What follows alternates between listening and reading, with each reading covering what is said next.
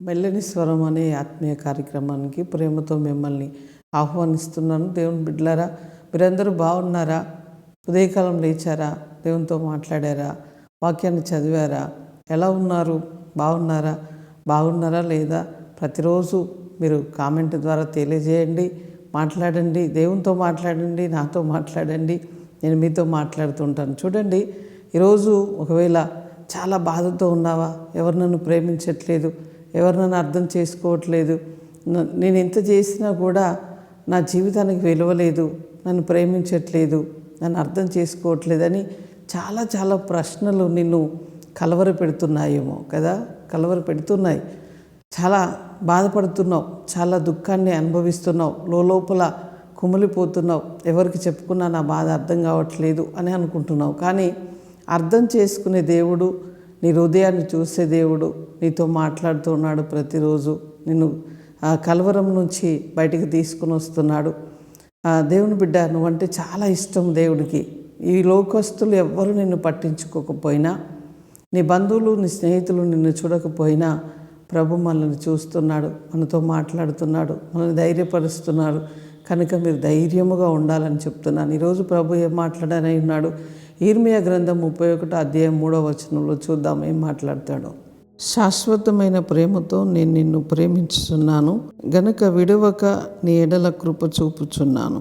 శాశ్వతమైన ప్రేమ అనగానే శాశ్వతముగా ఎవరు ప్రేమించరండి. శాశ్వతముగా నీ ఉన్నంత కాలము కూడా ఒక వ్యక్తి నిన్ను ప్రేమించడం సాధ్యము కాదు. కానీ దేవుడు మాత్రం అంటున్నాడు, శాశ్వతముగా నేను నిన్ను ప్రేమిస్తున్నాను, విడువక నీ ఎడల కృప చూపిస్తాను. ఎంతమంది విడవకుండా ఉంటారు కదా? మనం ఒకవేళ మనుషుల గురించి ఆలోచిస్తే, విడవకుండా మనల్ని ప్రేమిస్తూ, మనల్ని కనికరిస్తూ, మనకు సహాయం చేసేవారు కొద్ది కాలమే ఉంటారు. అమ్మ నాన్న కొద్ది కాలమే ఉంటారు, పుట్టిన పిల్లలు కొద్ది కాలమే ఉంటారు మనతో. అంటే మన భర్త భార్య కొద్ది కాలమే ఉంటారు.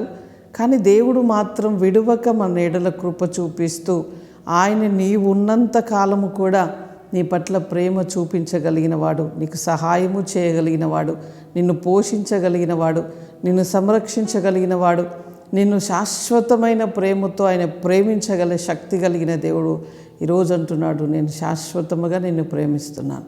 ఎవరి ప్రేమ లేదు అని కలవరపడకు, ఆందోళన పడకు, నేనే నిన్ను ప్రేమిస్తాను అంటున్నాడు. ధైర్యముగా ఉండండి దేవుని బిడ్డలారా. వాక్యాన్ని మరలా చదువుతుండండి. వాగ్దానాన్ని చదువుతూ, ప్రభువా నన్ను ప్రేమిస్తున్నావా? కన్నీరు కార్చి ఆయన దగ్గర ప్రార్థిస్తూ ఉండండి. ఆయన కనికరమ కలిగిన దేవుడు, ఆయన ప్రేమ చూపించే దేవుడు, ఆయన మహిమ కలిగిన దేవుడు. ఎప్పుడు ఏ సమయంలో ఏ క్షణములో బా తండ్రి అని పిలిస్తే ఆ క్షణములో నీ దగ్గర ఉండగలిగిన శక్తి సామర్థ్యము కలిగిన దేవుణ్ణి మనం ఆరాధిస్తున్నాం. ధైర్యముగా ఉండండి, ప్రార్థించుకుందాం. పరిశుద్ధుడా, జీవము కలిగిన మా తండ్రి, నీకు స్తోత్రాలు చెల్లిస్తున్నాం. ప్రభువా, నీ ప్రియ బిడ్డలు ఏ కలవరంతో ఉన్నారో, ఏ దుఃఖముతో ఉన్నారో, ఏ వేదనతో ఉన్నారో ప్రభువా, ఈ సమయమందు వారిని దర్శించండి. వారి కలవరము, వారి దుఃఖమంతా మీరు తొలగించండి. వారి చేతి పనులు, ఉద్యోగాలు, వ్యాపారాలు, వారి బిడ్డల స్టడీ, వారికి కలిగిన సమస్తములో మీ మహిమ కనబడాలి. ప్రభువా, అనారోగ్యముతో ఉన్నవారికి ఆరోగ్యము, క్షేమము, సమాధానమునివ్వండి.